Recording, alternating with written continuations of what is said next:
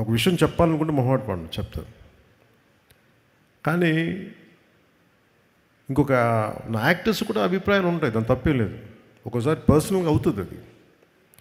అంత మాత్రాన సినిమాకి నేను ఇచ్చే గౌరవం ఏంటంటే, సినిమాకి నాకు ఎందుకు అన్నం పెట్టిన తల్లి ఇది నాకు సినిమా.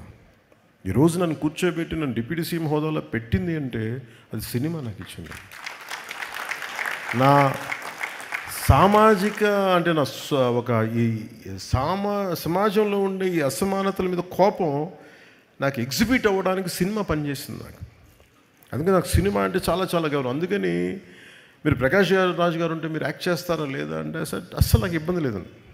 నేను ఒకటే కోరుకుంది ఏంటంటే, సెట్లో అలాంటి టాపిక్లు పెట్టద్దని చెప్పిన అది ఒకటే నేను కోరుకునేదాన్ని. నువ్వు ఎందుకు ఇట్లాంటివి మాట్లాడితే కొంచెం ఇబ్బందిగా ఉంటుంది. Let him be professional, I will be professional. అస్సలు నాకు ఇబ్బంది లేదు. సో అలాంటిది ఒక బ్రిలియంట్ యాక్టర్ ప్రకాష్ రాజ్ గారు. We might have many differences, that's not an issue when it comes to cinema. అవన్నీ అది వేరే ప్లాట్ఫామ్లో మాట్లాడుకుంటాం. సో ప్రకాష్ రాజ్ గారికి మనస్ఫూర్తిగా నా ధన్యవాదాలు తెలుపుతాను.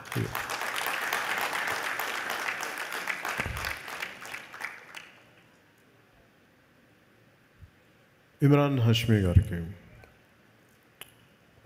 నేను మొన్న అడిగాను, ఇమ్రాన్ హాష్మీ గారిని కలిసినప్పుడు అడిగాను, ఎందుకు మీ సినిమాల్లో మంచి పాటలు ఉంటాయి, వాట్ డూ యూ కాంట్రిబ్యూట్ అంటే, లేదు నేను బాగా కోరుకుంటున్నాను బాగుండాలని. Great actor, a brilliant performer, the well groomed man, handsome actor. ఆయన హీరోగా ఉండి సినిమాలో యాంటీ హీరోగా అంత మంచి పాత్రని మలిచినందుకు సుజిత్ గారికి, ఆయన బాగా చేసినందుకు వారికి my whole hearted congratulations to Imran హాష్మీజీ.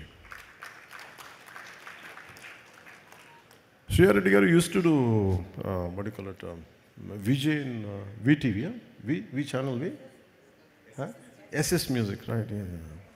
నాకు ఇప్పుడు I could not place you there. సడన్గా ఇప్పుడు మన